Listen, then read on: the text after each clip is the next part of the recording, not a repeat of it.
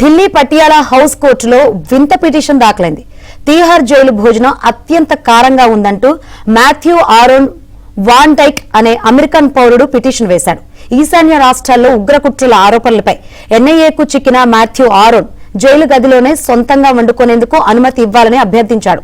కారాలు మసాలాలు పడక జైలులో 50 రోజులుగా నిరాహార దీక్ష చేస్తున్నట్లు తెలిపారు. దీనిపై తమ నిర్ణయం తెలపాలంటూ తీహార్ జైలు అధికారులకు కోర్టు నోటీసులు జారీ చేసింది.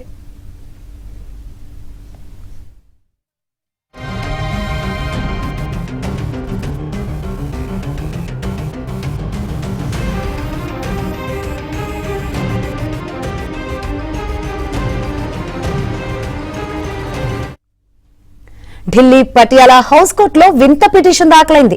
తీహార్ జైలు భోజనం అత్యంత కారంగా ఉందంటూ మాథ్యూ ఆరోన్ వాన్ డైక్ అనే అమెరికన్ పౌరుడు పిటిషన్ వేశాడు. ఈశాన్య రాష్ట్రాల్లో ఉగ్రకుట్రల ఆరోపణలపై ఎన్ఐఏకు చిక్కిన మాథ్యూ ఆరోన్ జైలు గదిలోనే సొంతంగా వండుకునేందుకు అనుమతి ఇవ్వాలని అభ్యర్థించాడు. కారాలు మసాలాలు పడక జైలులో 50 రోజులుగా నిరాహార దీక్ష చేస్తున్నట్లు తెలిపాడు. దీనిపై తమ నిర్ణయం తెలపాలంటూ తీహార్ జైలు అధికారులకు కోర్టు నోటీసులు జారీ చేసింది.